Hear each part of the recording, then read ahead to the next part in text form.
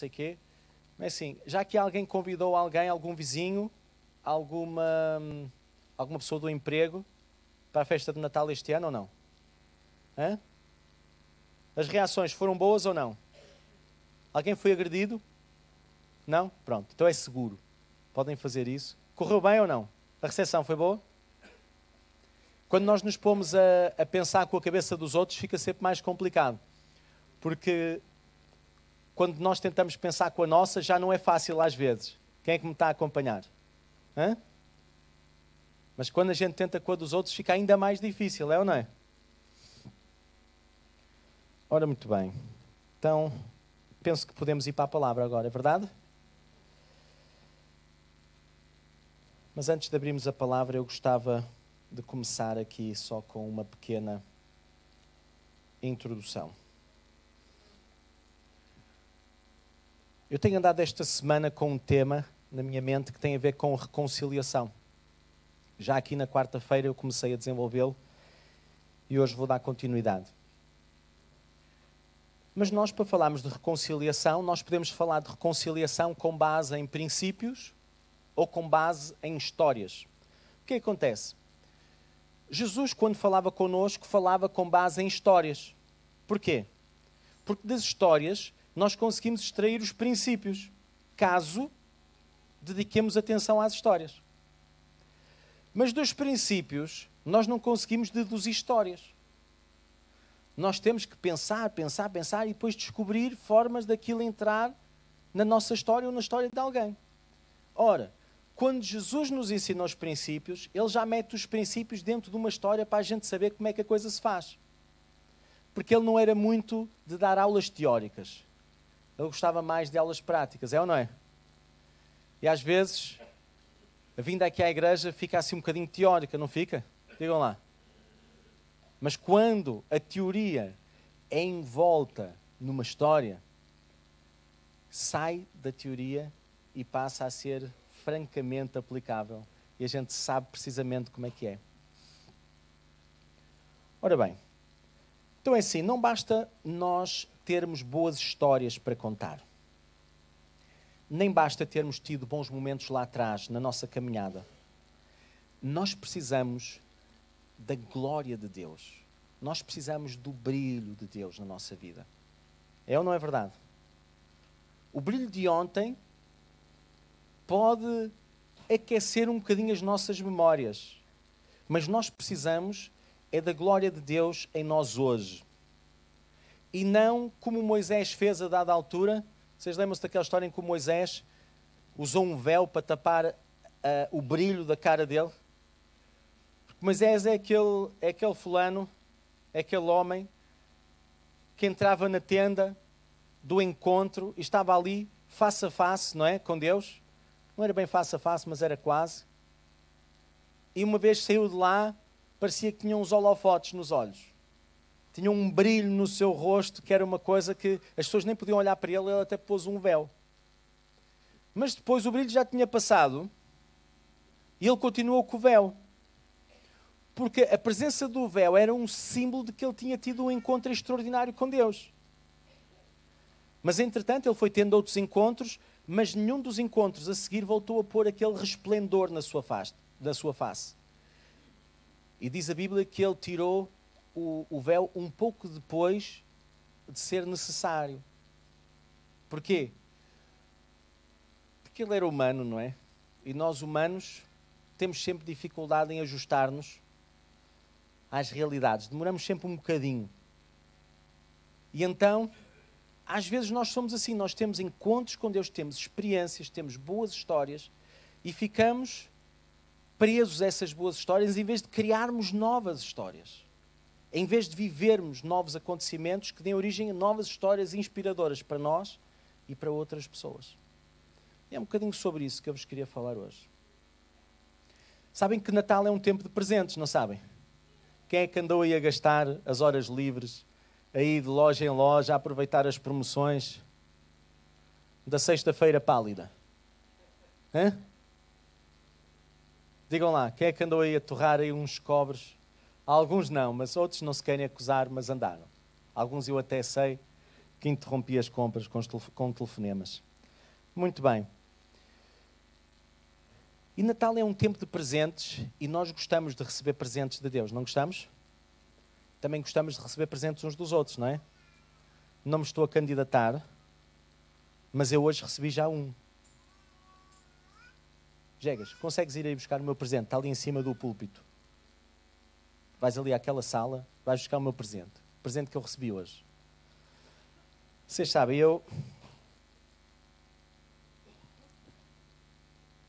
outro dia, há um ano atrás, pus-me a estudar um livro que é do Gary Chapman, As 5 Linguagens do Amor.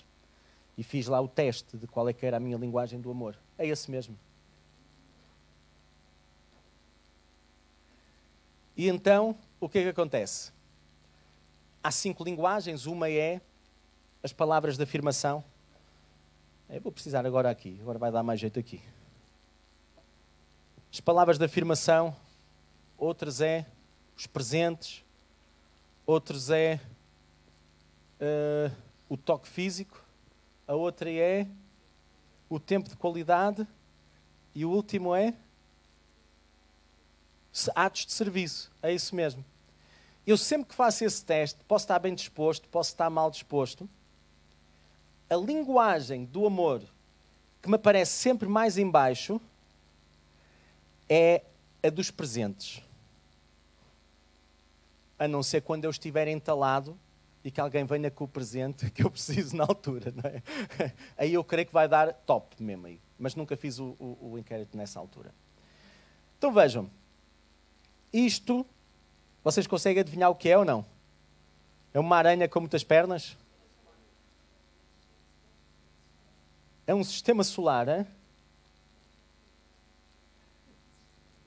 Já teve? Foi. Está a ver? Há dias mandou uma coisa que me deslumbrou e foi para o hiperespaço, já viu? É isto. O que uns acham uma coisa sem valor, outros derretem-se. É ou não é? Então vejam. Eu achei piada este presente de hoje. Porquê? Também achei piada que isto não se desligasse, não é? Achei piada este presente de hoje, porque isto é uma coisa que eu sempre quis ter, mas nunca vi à venda. É que nunca vi à venda. Nem encontrei na net, se não tinha mandado vir. Mas isto retrata alguma coisa que me fascina. E alguma coisa que fascina muitas pessoas. Umas da maneira certa, outras da maneira errada. Alguns ficam à procura dos alinhamentos dos planetas para entenderem como é que vai ser a sua história. Eu gosto dos alinhamentos dos planetas mais assim para os eclipses e para entender como é que vai ser e tal. De resto, a minha história, o único planeta que determina... Há 2 planetas que determinam a minha história. Um é Deus e outro sou eu, não é? Mas ele não é bem um planeta, ele é um astro. Portanto, o planeta sou eu, que determina a minha história. Muito bem. Agora é assim, como Deus já nos deu um tão grande e caro presente, chamado Jesus, se calhar neste Natal a gente podia pôr um foco, não tanto em nós recebermos presentes, mas talvez hoje prepararmos o nosso coração para lhe darmos um presente. O que é que vocês acham? Ou vários. Mas os presentes que Deus valoriza, Ele deixou bem claro. E nós precisamos de conhecer, quando nós compramos um presente para alguém, é muito melhor quando a gente o conhece, não é? Ou a conhece. Que é para acertarmos. E se há presentes que são muito pessoais, por exemplo, quando nós queremos dar um perfume, é sempre uma coisa que, bem, tem a ver com a pele da pessoa, tem a ver com o que é que ela gosta, o que é que não é alérgico, é sempre difícil acertar com um perfume, não é? O ideal é sempre ter alguma base de informação, ter alguém que mora lá em casa e sabe quais são os que a pessoa gosta. No meu caso, eu perguntava todos os anos qual é que era o perfume da minha mulher. Porque eu sabia a cor, sabia tudo, só que tinha sempre que perguntar qual era o nome daquilo, porque quando ia comprar nunca me lembrava. Agora já tenho truques, eu escrevo no telefone e tal, está lá nas notas, que é para eu mostrar que sou uma pessoa atenta, só que não, não é? Então, mas há outros presentes que a gente, ao ouvir a pessoa falar, ao ouvir a pessoa viver, ao ler o que ela escreve, nós podemos perceber que são de facto aquilo que enche o coração dessas pessoas.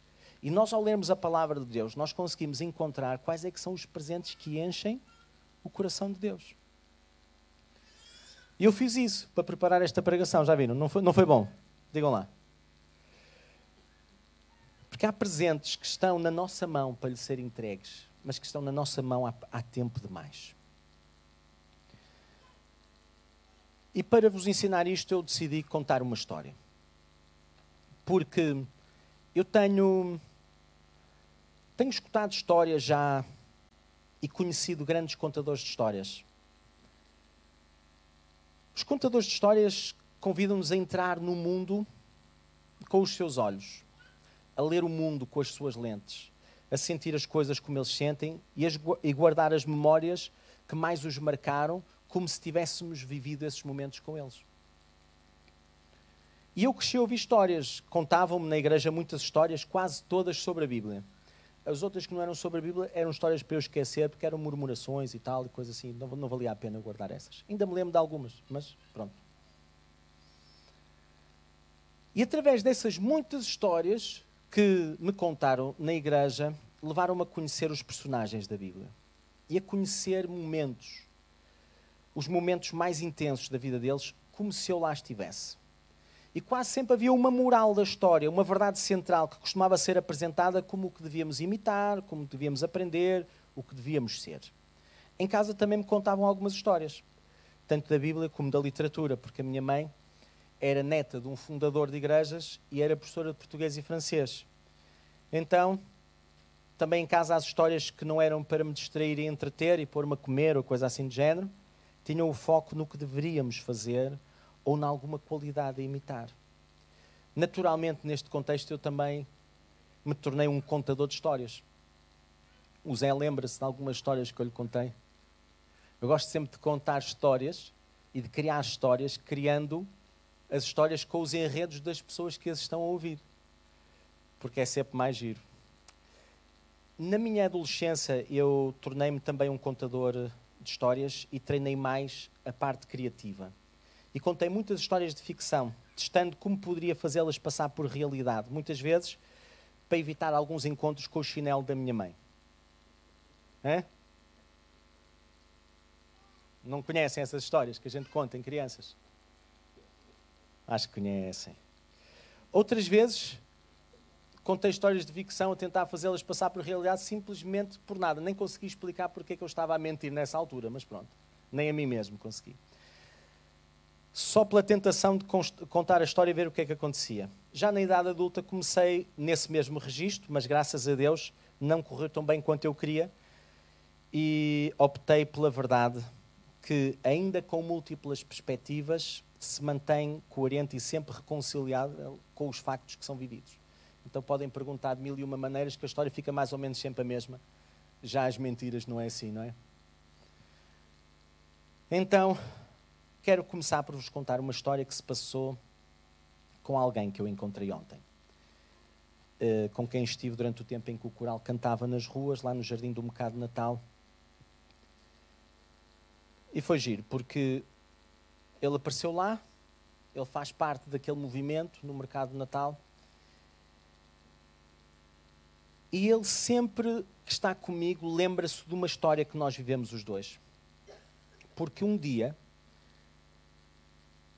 tinha-se inaugurado o Palácio Baldaia naquele fim de semana, creio que num sábado ou numa sexta-feira, e foi numa sexta, num sábado, creio eu.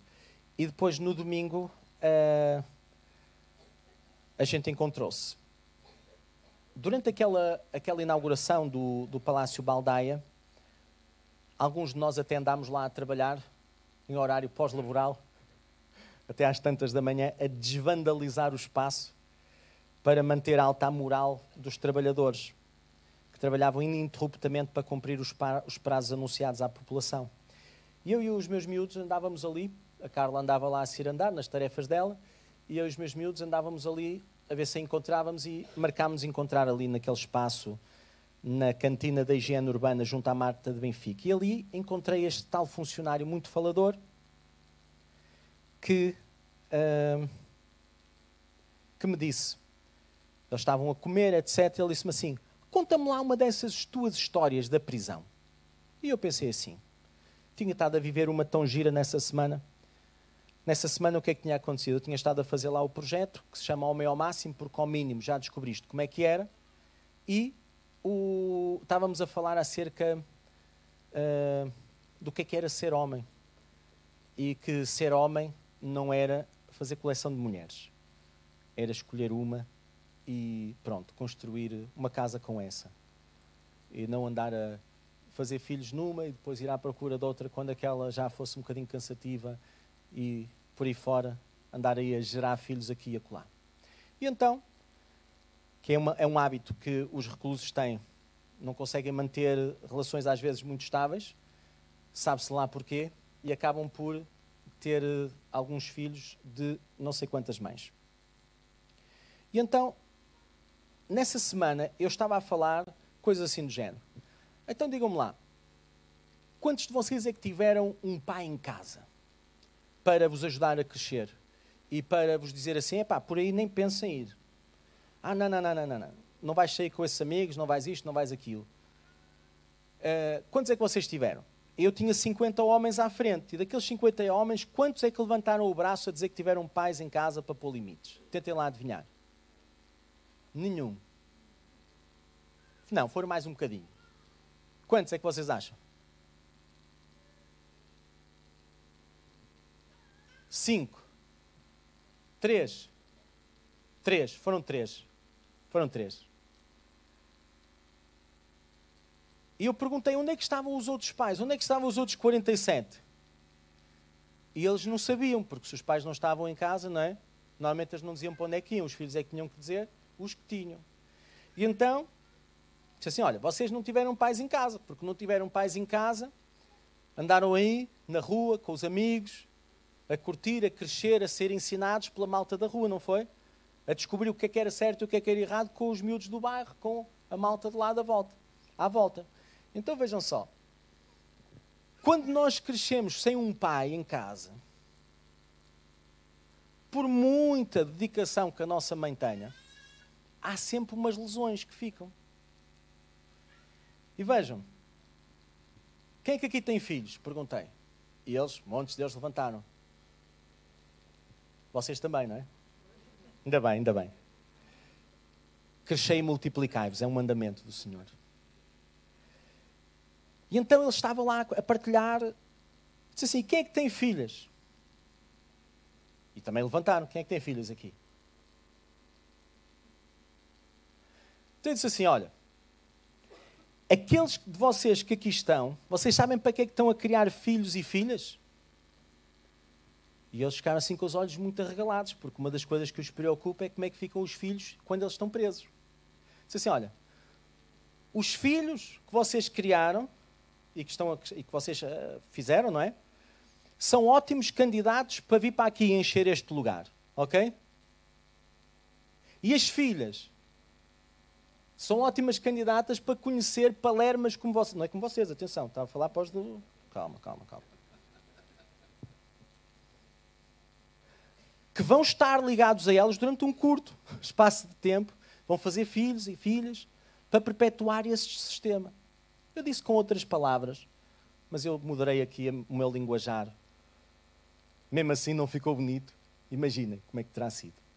Então, basicamente, eu estava a falar isto e entra um chefe de guardas, todo bonitão, todo bombado, cheio de músculos, olho azul, cabelo assim loiro, puxado assim para trás e tal. Ele chega lá, vê de 50 homens e um fulano a falar com eles assim a portar-se bem, eu penso, estão aqui a montar uma célula da Al-Qaeda. Deixa-me lá ver o que é que se passa.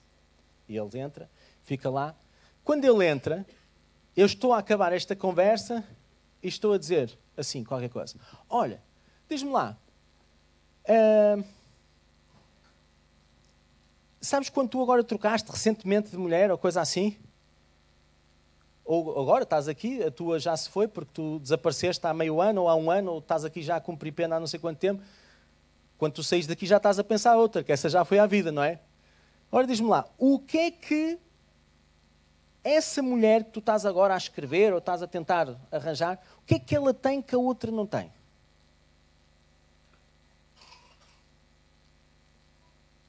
E os filhos, pá, tu dizes que os teus filhos são tudo, quem tocar neles, quem fizer, quem acontecer, tu matas, tu esfolas, tu desfazes, tu fazes, acontece, não sei o quê. E de repente, estás aqui, a deixá-los completamente à deriva. A pensar, sabe-se lá em quê. E eles não são propriamente o grande projeto da tua vida, porque o grande projeto da tua vida é seguir os teus impulsos, fazer o que te vier à cabeça. Mas diz-me lá, o que é que essa mulher tem que não tem? Bem, que a outra não tem. Bem, e aquele guarda estava assim a ficar com os olhos extremamente vermelhos. E estava assim a ficar muito tenso. E eu não estava a saber porque é que ele estava assim tão tenso, porque eu não estava a falar mal dos guardas, eu não estava a causar nenhuma tensão no trabalho dele, mas ele estava mesmo muito tenso. A dada altura eu percebi que ele estava a ficar com os olhos tão brilhantes que eu decidi mandar uma piada para aliviar o ambiente. Como eu faço às vezes quando a gente fica aqui num momento de tensão, eu mando uma piada e a gente descomprime, não é? Para ver se ele aproveitava a deixa e saía. E quando ele aproveita a deixa e sai, vira-se para mim e diz assim: epá, Álvaro, tu és mesmo lixado. Então porquê? Então tu não sabes, pá, este fulano acabou de deixar a mulher a semana passada, engravidou, ela está, pá, com 3 meses de gravidez e agora já está metido com outra e tal, não sei das quantas. Tu foste mesmo falar mal, o tipo entrou, tu, pimba, foste-lhe dar logo na corneta. E eu pensei, pá, não sabia de nada, quer dizer, não fazia ideia, mas acho que foram merecidas. E eu estava a falar com este meu amigo e ele só abanava que sim com a cabeça, mas não lhe saía pio da boca. Depois, no dia seguinte, ele disse: ó, Álvaro, tenho que falar contigo, pá. Tu és um tipo estranho, pá. Eu sou ateu e não acredito lá nas cenas que tu fazes, lá de seres pastor e tal, mas tu és estranho, pá. Eu, então porquê? Pá, sabes quando eu estava a falar contigo, ontem, eu tinha uma mala no meu carro. Não disse nada à minha mulher, mas eu fiz a minha mala com aquilo que eu queria tirar de casa e meti. Porque eu, a seguir ao almoço, eu tinha marcado encontrar-me com a mulher com quem eu ia começar a viver. Mas tu disseste-me assim: pá, mas o que é que a outra mulher tem que a tua não tem, caneco? E eu pensei, este gajo tem razão. E depois quando tu falaste dos meus filhos, pá, tipo, queres apresentar aos teus filhos quantos pais e quantas mães, pá? Hã? Pá, eu pensei, porque tu dizes, quem tocar dos meus filhos, quem não sei quem, não sei o que mais. E eu já disse essas coisas, quem tocar dos meus filhos, eu faço, eu aconteço. Às vezes é só conversa, porque se for um tipo muito grande, não lhe faço nada, não é? Mas a gente diz aquelas coisas, mas tu disseste assim, pá, com o teu egoísmo, tu vais obrigar os teus filhos a conhecer não sei quantos pais e vais-lhes apresentar não sei quantas mães. Eu disse, este tipo tem razão, pá. Pá, tu deixaste-me sem palavras. Foi a primeira vez na vida, pá, que eu fiquei sem palavras. E tu, o que é que fizeste? Epá, já tinha marcado, fui lá ter com ela. Fui lá ter com ela e disse, pá, não sei se tu pensaste, se eu pensei, se nós pensamos, mas não dá, não dá. Há assim uma parede muito grande e eu não vou deixar a minha mulher por causa de uma loucura. Não vou mesmo. Então vá. A gente vai conversando, vamos tomar uns cafezinhos e tal, mas não prometo que não se tenha passado nada, ok? A única coisa que eu sei é, tanto quando me é dado a conhecer, continuo a viver debaixo do mesmo teto e aquela família ainda está junta. Foi bom ou não foi? Agora vejam. Vamos abrir a palavra em 2 Coríntios. Deus deu-nos um presente. E esse presente foi Jesus, o Cordeiro que foi morto antes da fundação do mundo. Foi uma decisão que Ele tomou antes de ser necessário implementá-la. E diz assim, 5:11. Uma vez que conhecemos o temor ao Senhor, procuramos persuadir os homens. Eu só li este versículo porque eu estou a tentar persuadir-vos, ok? Só para não ser assim uma coisa subliminar, ser explícita. Verso 14. Pois o amor de Cristo nos constrange, porque estamos convencidos de que um morreu por todos, logo todos morreram. E Ele morreu por todos, para que aqueles que vivem já não vivam mais para si mesmos, mas para aquele que por eles morreu e ressuscitou. Portanto, se alguém está em Cristo, é uma nova criação ou é uma nova criatura. As coisas velhas já passaram. eis que tudo se fez novo, ou eis que surgiram coisas novas, conforme as traduções. E tudo isto provém de Deus, que nos reconciliou consigo mesmo por meio de Cristo e nos deu o ministério da reconciliação. Ou seja, Deus estava em Cristo reconciliando consigo o mundo, não levando em conta os pecados dos homens, e nos confiou a mensagem da reconciliação. Portanto, somos embaixadores de Cristo, como se Deus estivesse fazendo o seu apelo por nosso intermédio, ou como se Deus rogasse por ou através de nós. Por amor a Cristo nós suplicamos, reconcilia-se com Deus. Deus tornou pecado por nós aquele que não tinha pecado, para que nele nos tornássemos justiça de Deus. Ora, eu não sou a única pessoa que tem histórias para contar acerca do ministério da reconciliação. Há uns tempos atrás, nós convidámos as pessoas para darem testemunhos, lembram-se? Vocês virem falar comigo, com o pastor, acerca de experiências que vocês estão a ter, inspiradoras, e depois, à medida que vocês vão falando connosco, coisa que quase nunca acontece, a gente convida-vos para vocês virem cá contar a história. Para ser um testemunho. Quem é que gosta de ouvir testemunhos? Quem é que gosta de os contar? Então, e porquê é que vocês não falam, não contam histórias? Para a gente saber que existem esses testemunhos, para serem contados. Ora, há uns tempos atrás, nós ouvimos aqui um testemunho acerca de uma colega difícil de trabalho, que era difícil de aturar. Mas que pelo facto de estar essa pessoa a crescer em Deus, não se sentia bem a continuar a alimentar aquele preconceito em relação àquela colega difícil. Alguém se lembra desta história ou não? Sim? Tem havido updates a esta história ou não? Tem havido updates ou não? Tem. Queres contar o update ou não? Tem havido progressos nessa história? Então anda cá, conta. Conta um bocadinho. Porque o Ministério da Reconciliação não foi entregue aos pastores, sabiam? Não. Sabem a quem é que foi entregue o Ministério da Reconciliação? A quem? A todos nós. Então vamos lá ouvir. Sim, uma breve, tem que ser breve. Tá bem?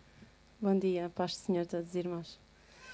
Ora, penso que já conhecem então esta história, não é? Tinha uma colega intragável e todos os colegas diziam muito mal dela e eu não gostava de alimentar essa situação. Então decidi tratá-la com amor. E houve um dia que mostrei preocupação com ela e a partir daí ela mudou. E tem vindo a mudar, tanto que já convive connosco, gosta de sair connosco e o ambiente mudou radicalmente.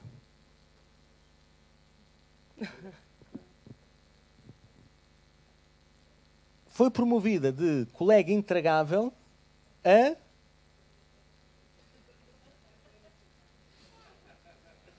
a colega com quem dá para brincar.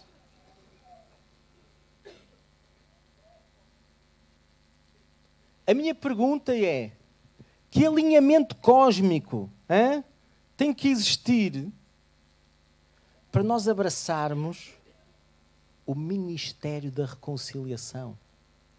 O que é que Deus tem que fazer para nos persuadir a...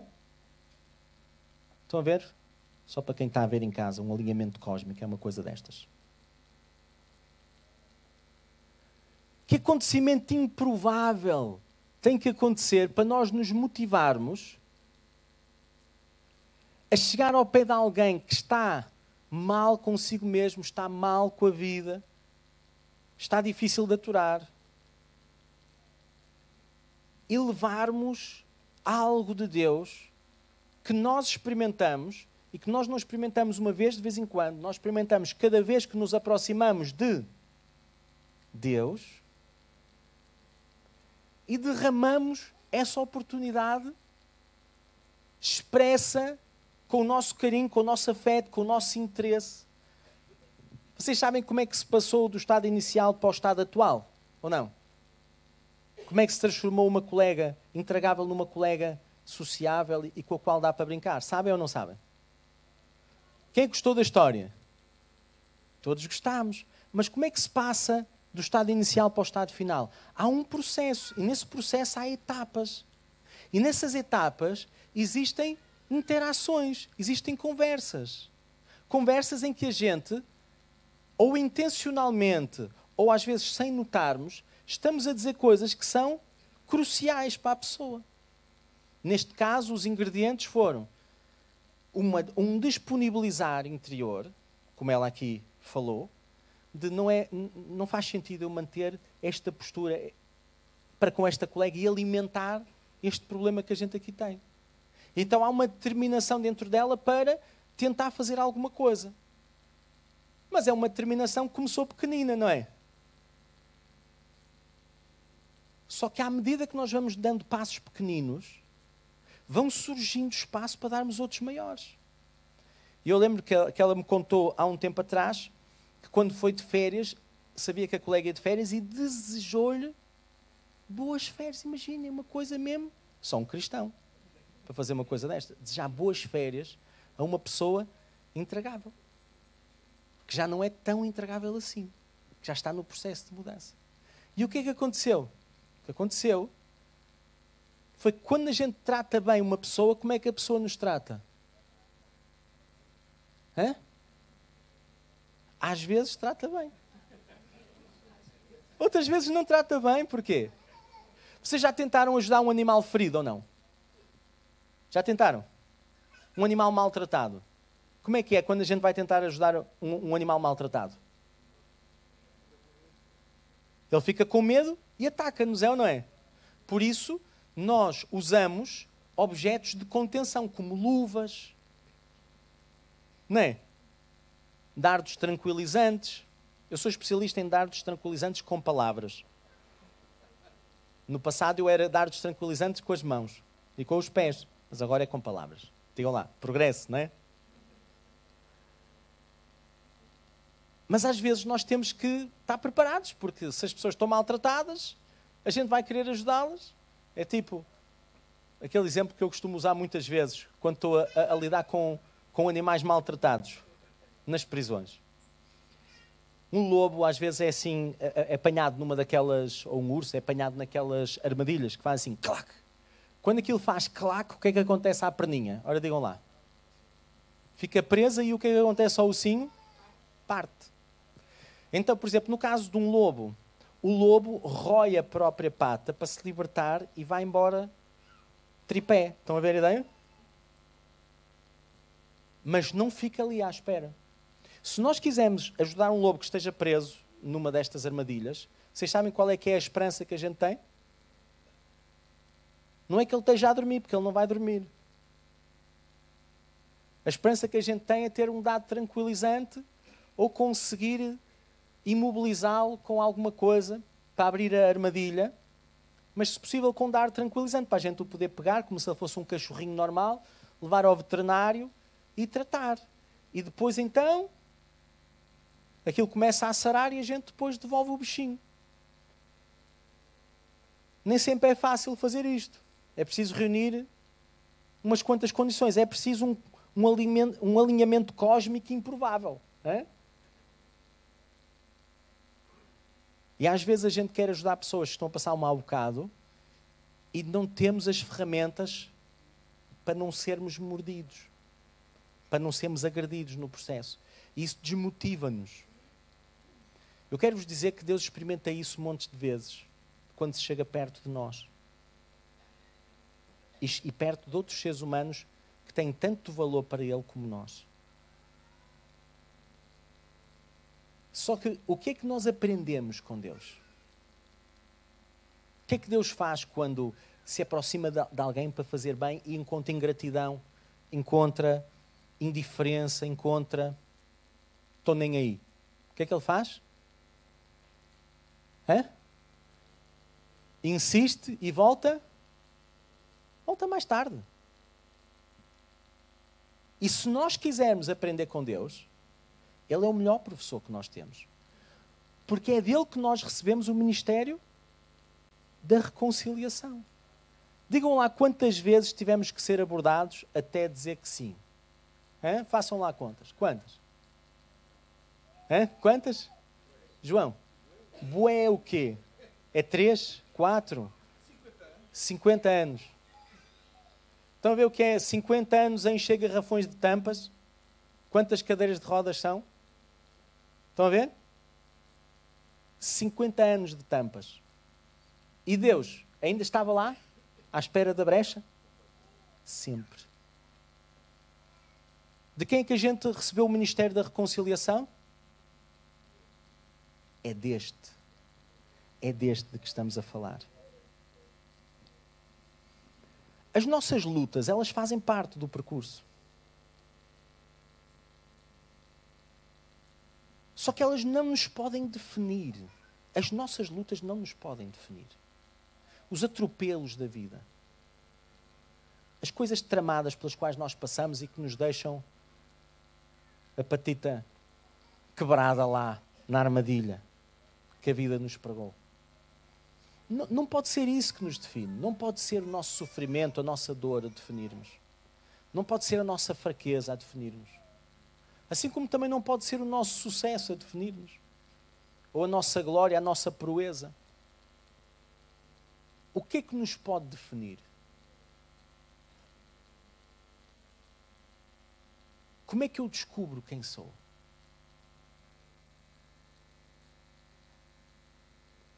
Para nós sabermos quem somos, se nós olharmos para a nossa casa, para a nossa família, nós compreendemos-nos melhor, não é? Mas apesar de termos nascido na nossa casa, daqueles pais, aqueles pais não definem quem nós somos. Mas explica muita coisa, conhecê-los. Não é? Então quem é que define quem é que eu sou? Quem é que sabe quem é que eu sou? A minha proposta para vocês é que quem sabe quem eu sou foi aquele que sonhou comigo antes de eu existir. Quem sabe quem eu sou é aquele que escreveu aquele livro, que eu por acaso deixei ali dentro da mala porque passei os versículos para aqui e subi para dar um anúncio, mas era logo a seguir pregar, olha, fiquei com a Bíblia só no formato digital. Quem sabe quais são as palavras que me definem? As palavras que me definem, que definem a minha identidade, que me mostram quem eu sou e quem eu posso tornar, estão escritas num livro. O último capítulo foi escrito há mais de 1900 anos. Mas cada vez que eu abro para o ler à procura de quem eu sou, à procura de quem são as pessoas que estão à nossa volta, se mostra vivo, se mostra interativo. Me revela o que eu estou a sentir e a viver. Nem sempre sou capaz de descobrir sozinho os textos, onde me rever, onde me alimentar. Ainda agora, aqueles que mais me alimentaram ontem, nasceram numa conversa aqui neste setor da esquerda. Porque às vezes a nossa dor, o nosso sofrimento, ou a confusão que nós estamos a passar, ou o foco com que nós estamos, leva-nos a umas partes do livro. Mas Deus encontra sempre caminho para o nosso coração. E então, à medida que nós abraçamos o ministério da reconciliação, nós ficamos mais cercados de pessoas que também abraçaram o ministério da reconciliação. E o que acontece é que cada pessoa que abraça o ministério da reconciliação é um canal aberto de Deus para quem está à sua volta. Então pode fazer chegar as palavras, pode fazer chegar a água, pode fazer chegar os recursos, o alimento que são necessários. E não é preciso haver um alinhamento cósmico improvável para as coisas acontecerem. É o mais natural que existe. Os planetas podem estar como eles quiserem. Estão a ver?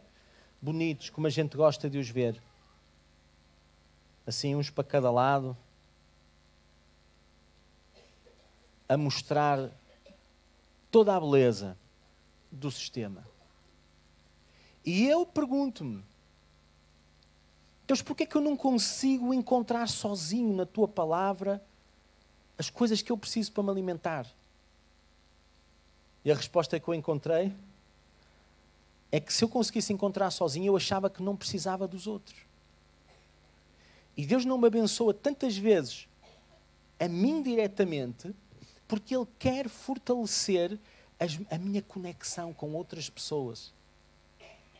Que Ele quer usar para me fazer crescer, que Ele quer cooperar com elas para eu me tornar mais forte e ao mesmo tempo para cultivar o respeito entre mim e essas pessoas. Para tornar mais forte o tecido, a rede de suporte que Deus está a criar para o planeta inteiro. Porque a visão de Deus não é esta comunidade aqui em Benfica. Deus chamou-nos para nós fazermos a diferença, tanto aqui na nossa Jerusalém, que se chama Lisboa, que neste caso se chama Benfica, que neste caso até se chama Rua Julião Quintinho, número 16, e por toda a conjuntura aqui à volta, que é por toda a Samaria, primeiro pela Judeia, não é? É a Grande Lisboa. E depois a Samaria deve ser para o Porto, não? Digam lá. Para alguns é o Porto, para outros pode ser o Alentejo. E até aos confins da terra. Aquilo que Deus está a construir não se limita à nossa circunvizinhança, nem à nossa casa, nem ao nosso pequeno mundo. Porque a ideia de Deus, ao reconciliar-nos consigo, ao tornar-se pecado por nós, foi tornar-nos justiça de Deus, foi tornar-nos cura para aquilo que está à nossa volta. Abraçar o ministério da reconciliação é estender esta saúde, é estender esta oportunidade às pessoas que estão à nossa volta. E nós precisamos uns dos outros. E à medida que nós vamos desenvolvendo este respeito uns pelos outros, à medida que nós vamos participando do sofrimento uns dos outros, não infligindo o sofrimento, certo? Porque quando a gente inflige sofrimento uns nos outros, ou é sem querer, ou o que é que nós estamos a fazer? Estamos a provocar rupturas, é ou não é? Estamos a estragar o tecido, estamos a fragilizar a força. Muitas podem ser as razões para nós o fazermos. Normalmente, nós provocamos dor uns nos outros quando os outros nos assustam, quando a gente fica com medo, quando estamos cheios de raiva dentro de nós, quando estamos explosivos. Estão a ver a ideia? E alguém tem que levar connosco. Há uns que são mais de implodir e tratam-se mal a si mesmo, outros são mais de explodir. Ora, os que são mais de explodir, incha, desincha e passa. Os que são de implodir, incha e demora mais tempo a desinchar e a passar. Costuma-se dizer que as pessoas que explodem mais rapidamente chegam ao seu estado normal, não é? É uma experiência que vocês têm ou não? Os que implodem demora mais um bocadinho.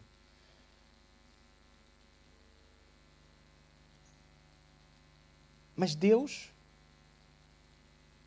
quando nos dá este ministério da reconciliação, aquilo que Ele tem em vista é mesmo que a gente, em vez de se tratar mal, é que a gente se trate bem. E em vez de deixarmos que as coisas que se instalam e que nos fragilizam passem a fazer parte da cultura, do ambiente que a gente gera à nossa volta, a ideia dele é que, ao detectarmos essas coisas, a gente trabalhe nelas para não as deixarmos perpetuar-se. Porque se nós não conseguimos fazer isso no nosso meio, como é que nós vamos transportar isto para fora da nossa comunidade? Como é que nós vamos amar e permanecer amando aqueles que são ainda mais diferentes de nós, ainda mais assustadores do que a diversidade que nós já temos aqui dentro desta comunidade? É ou não é? Aqui é um lugar de treino, é um lugar onde nós podemos falhar de uma forma segura. Porque já temos laços, já temos vínculos uns aos outros. E se falharmos, pronto, isto é uma família, olha, como é que é lá em casa? Não há rufos de vez em quando? E a coisa tem que se ultrapassar, senão lá se vai a família, ou não é? A gente não pode estar sempre a questionar os laços de sangue, é ou não é? Porque quer a gente os questione, quer a gente não os questione, os laços de sangue são indissolúveis. Tem noção disso ou não? Às vezes as leis dizem que não. Mas até nas leis se nota que os laços são indissolúveis, porque a gente pode se separar da mulher, pode se separar do marido, mas ficamos sempre com a sogra. É ou não é? O único laço que se desfaz pelo divórcio, sabem qual é? É o casamento. O resto, a gente finge que deixamos tudo, mas não deixamos. É tramado. Ora bem, então, estão dispostos a praticar? Estamos dispostos a aprender com os desconfortos que temos no momento presente, no nosso meio, para construir a realidade que Deus quer ver? Ou estamos dispostos a perpetuar os desconfortos? Porque o que é que nós estamos a construir? Estamos a construir uma bomba relógio, acumulando tensões, acumulando problemas, ou estamos a construir uma família? É porque os laços que nos unem aqui são laços de sangue. Não é o nosso sangue, não é o sangue da nossa mãe e do nosso pai. É o sangue de quem? Do nosso irmão mais velho, que partilha connosco o pai. Não vou dizer a mãe, não é? Porque na Bíblia a gente só tem pai, não é? Só que temos um pai, que é mãe e que é tudo. É ou não é? Naquele filme A Cabana, a coisa fica ainda mais gira. Mas eu não vou por aí agora. Porque Deus usa metáforas, muitas vezes masculinas, para se definir, não é? Mas também usa metáforas femininas. Oh, Jerusalém, Jerusalém, quantas vezes eu te quis reunir debaixo das minhas asas como uma galinha junto aos seus pintainhos, diante dos perigos, não é? Isso é uma figura paternal ou maternal? Porque Deus nem é masculino nem é feminino, não é?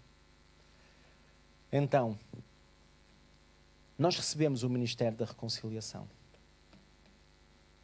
Este computador não está reconciliado comigo. E aparentemente morreu. Mas também já não preciso dele.